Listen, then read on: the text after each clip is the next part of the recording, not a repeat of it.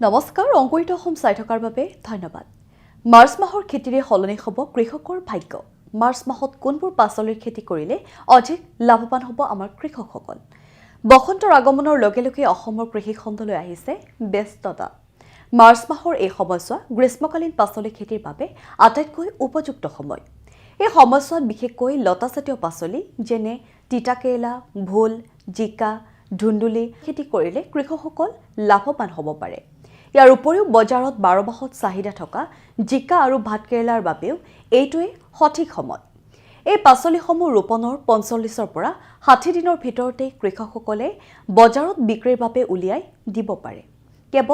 কেৱল লতাজাতীয় পাচলিয়েই নহয়, মাৰ্চ মাহৰ এই সময়ছোৱাত গ্ৰীষ্মকালীন জলকীয়া আৰু লেচেৰা মাহৰ খেতি কৰিও কৃষকসকল স্বাৱলম্বী হ'ব পাৰে।